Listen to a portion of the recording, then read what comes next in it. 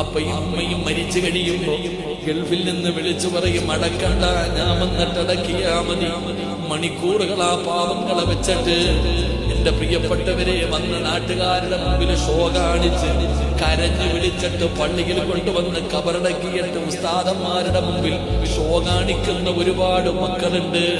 പടച്ചവനെ, 3ഉം 7ഉം വരുമ്പോ എല്ലാ കോളേജുകളിൽ നിന്ന് മുത്തഅല്ലിമീങ്ങളെയും നാട്ടുകാരെയും വിളിച്ച് പോത്തു ബിരിയാണി വെച്ച് കൊടുക്കുന്നതിന് കാര്യമില്ലടാ ചെറുപ്പക്കാരാ. ജീവിച്ചിരുന്നപ്പോ ഒരു ഗ്ലാസ് വെള്ളം കൊടുക്കാത്ത നീയാ, ജീവിച്ചിരുന്നപ്പോ പാടവായും ഒരു നേരത്തെ ഭക്ഷണം കൊടുക്കാത്തവൻ നിന്റെ വീടിനകത്തല്ലേ കടന്നത്? നിന്റെ വീടിനകത്തല്ലേ നിന്റെ ഉപ്പ കടന്നത്, നിന്റെ ഉമ്മ കടന്നത്? ജീവിച്ചിരുന്നപ്പോ നിന്റെ കൈ കൊണ്ട് ഒരു നേരത്തെ അന്നം കൊടുക്കാത്ത നീ, ഇത്തിരി വെള്ളം കൊടുക്കാത്ത നീ, പടച്ചവനെ ആയിരക്കണക്കിന് പേർക്ക് ഫുഡ് വെച്ചു കൊടുത്തിട്ട് എന്ത് കിട്ടാനാ സഹോദരാ?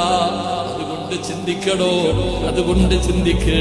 അതുകൊണ്ട് വാഴ്ന്നു കഴിഞ്ഞിട്ട് നാളെ രാവിലെ അവര് നിനക്ക് ആയുസ് തന്നാൽ, ഇന്ന് വാഴ്ന്നു കഴിഞ്ഞ് ഇവിടെ ഇറങ്ങി പോകുമ്പോ നിന്റെ വാപ്പ ഈ സദസ്സിലുണ്ടെങ്കിൽ, നിന്റെ ഉമ്മ ഈ സദസ്സിലുണ്ടെങ്കിൽ ആ പാവത്തിന്റെ കയ്യിൽ പിടിക്ക്, ആ പാവത്തിന്റെ കയ്യിൽ പിടിക്ക്. പൊട്ടിക്കരഞ്ഞുകൊണ്ട് വേണം ഇവിടെ നിന്ന് പോകാൻ. വീട്ടിൽ ചെന്നിട്ട് ഉപ്പാന്റെ റൂമിൽ ചെന്നിട്ട് ഉമ്മയുടെ റൂമിൽ ചെന്ന് കെട്ടിപ്പിടിച്ചു പൊരുത്തം ചോദിച്ചോ. ആയുസുണ്ടെങ്കിൽ നാളെ ഭക്ഷണം കഴിക്കാൻ എടുക്കുമ്പോ ഭക്ഷണവും എടുത്തുകൊണ്ട് ഉമ്മാടെ റൂമിൽ ചെന്നിട്ട് ചോദിക്കണം, ഞാൻ വാരി തന്നാ നിങ്ങളൊന്ന് കഴിക്കുവോ?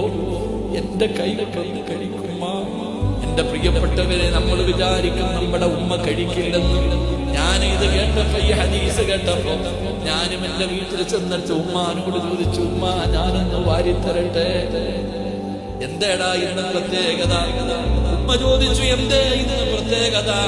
ഉമ്മ, നിങ്ങൾക്ക് ഭക്ഷണം വാരിത്തന്ന അള്ള എനിക്കും വാരിത്തരുമ്മ. ഒരുരുള ഭക്ഷണം നിങ്ങളുടെ വായിൽ വെച്ച് തന്നാൽ അല്ലാഹു സ്വർഗത്തിലെ ഭക്ഷണം എനിക്ക് തരുമ്മ.